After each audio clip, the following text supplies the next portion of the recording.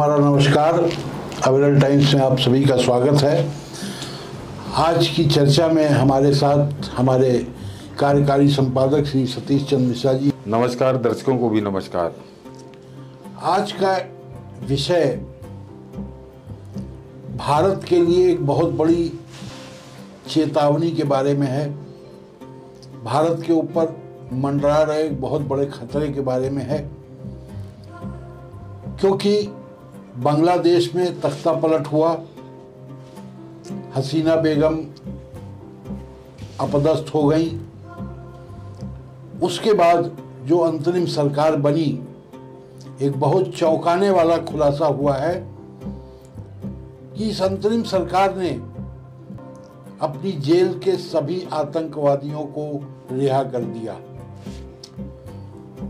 यहीं तक सीमित नहीं है, बल्कि सरकार ने 40,000 RDX की सप्लाई का ऑर्डर पाकिस्तान को दिया सरकार बनने के 3 हफ्ते के बाद। यहां पर एक बहुत खास बात यह है कि RDX दुनिया की किसी भी सेना के द्वारा इस्तेमाल नहीं किया जाता है।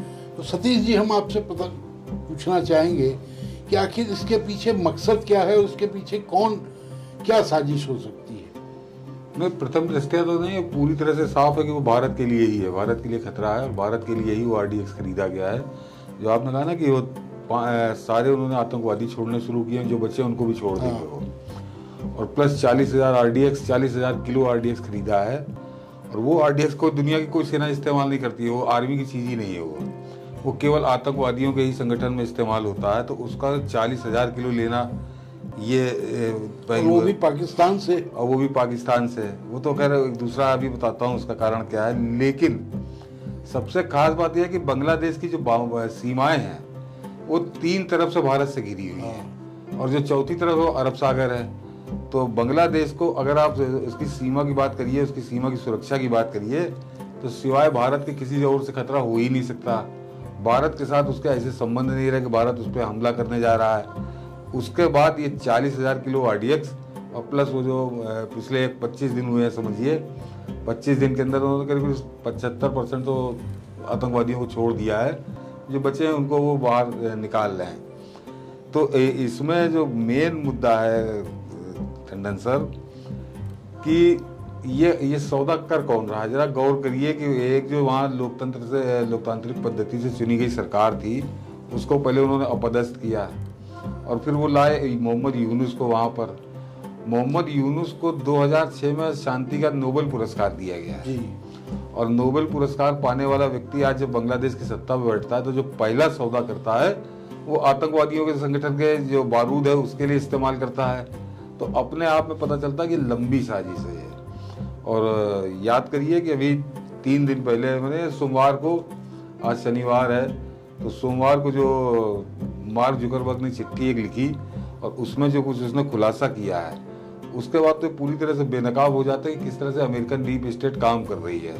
और ये जहाँ तक आप बांग्लादेश की बात करें, तो वो भी बड़ा विकीलीक्स ने कुछ पेपर उजागर किए हैं जो ये बताते हैं कि मोहम्मद यूनुस 2006 में नोबेल पुरस्कार मिलने के बाद 2007 से वो आदमी लगातार हिलरी क्लिंटन के संपर्क में था, उनकी टीम के संपर्क में था, और उनको वो चिट्ठियाँ लिख रहा था बांग्लादेश के बारे में। और वहाँ से जो पलट के उसको जवाब आ रहे थे, उन जवाबों में वो ग्रामीण बैंक चलाता है ग्रामीण अर्थव्यवस्था के लिए, उसी के लिए उसको नोबेल पुरस्कार दिया गया था।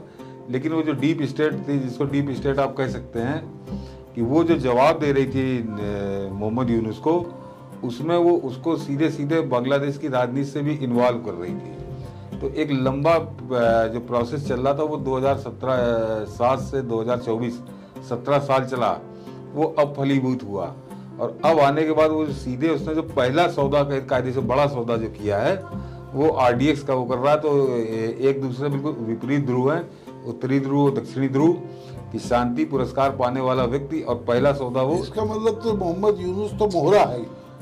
बस ये मोहरा है। हाँ, मोहरा है। और सीधी सीधी ये कह सकते हैं कि अब अमेरिका ने या CIA ने अपने एजेंट को बांग्लादेश की सत्ता सौंप दी है, और अब वो दूसरा इंतजाम जो कर रहे हैं वो भारत के लिए कर रहे हैं। जो भारत के खतरे की आपने बात की, तो भारत का खतरा जरा दूसरे तरीके से देखिए। वहां पे जब उन्होंने अपने मोहरे को बैठाल दिया, उसके बाद जो अमेरिका की गतिविधियां भारत के अंदर हैं वो बहुत चिंताजनक है। कि पिछले 1 महीने से, यानी 31 जुलाई से उन्होंने शुरू किया था, 31 जुलाई से जो अमेरिकी दूतावास है वो यहाँ पे जो सक्रिय हुआ है, तो गौर करिए कि वो एक तरफ कश्मीर में जाके फारूक अब्दुल्ला, उमर अब्दुल्ला से बात कर रहा है, उनसे मुलाकात कर रहा है। 2 दिन उनकी मुलाकात हुई, यानी 2 दिन उन्होंने कश्मीर में स्टे किया। और वहां से जब वो निकले तो वो सीधे आए दक्षिण, यानी उत्तर से दक्षिण, ऊपर से नीचे तक। आप गौर करिए कि कश्मीर ऊपर है सबसे, और दक्षिण भारत की बात करिए सबसे नीचे है। तो वो जाके वहाँ फारूक अब्दुल्ला बाप बेटे से मिलते हैं, और उसके बाद वो मिलते हैं तो सीधे दक्षिण में आके चंद्रबाबू नायडू से मिलते हैं, रेवंत रेड्डी से मिलते हैं, और तो और वो असदुद्दीन ओवैसी से भी मिलते हैं। तो ऐसा कौन सी इमरजेंसी आ गई अमेरिकन स्टेट को कि एक महीने के अंदर वो पूरा हिंदुस्तान नाप रहे हैं। तो जाहिर सी बात है कि अब वो बांग्लादेश में उन्होंने पूरी तैयारी कर ली है, बांग्लादेश में उनका एजेंट बैठ गया है, और वो 40,000 किलोग्राम RDX, मतलब कोई भी आदमी सुनेगा तो चौंकेगा कि कोई देश क्यों खरीदेगा, और वो भी भारत के दुश्मन देश से खरीद रहा है, यानी वो कहीं कोई शंका रखना नहीं चाहता। और मैंने बताया कि वो 3 तरफ से तो भारत से घिरा हुआ है, चौथी तरफ उसके बंगाल का किसी और से खतरा है ही नहीं उसको, कोई किसी और से खतरा उसको किसी प्रकार का नहीं है। तो जाहिर सी बात है, लेकिन भारत से भी कोई खतरा नहीं है। भारत से खतरा उसको 50 साल में कभी नहीं हुआ, कभी नहीं था। 50 साल में नहीं हुआ। तो वो तो जानबूझकर वो जो उसने आतंकवादी छोड़े हैं वहां से, उन आतंकवादियों को वो सौंपा जाएगा 40,000 किलोग्राम RDX, और उनका निशाना भारत ही होगा।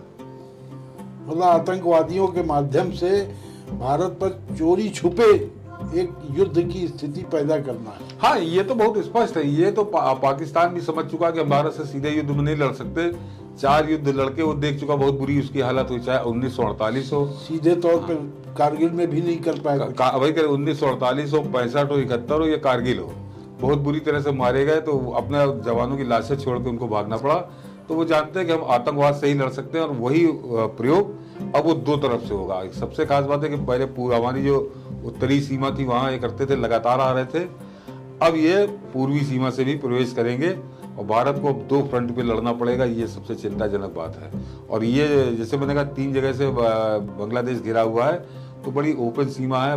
इसको रोकना और वहाँ पे चौकसी बढ़ाना, ये भारत के लिए बड़ा सरदर्द है। करीब करीब 4000 किलोमीटर लंबी सीमा है। तो दर्शकों, आज के लिए यहीं पर हम विराम देते हैं। सतीश जी का बहुत बहुत धन्यवाद।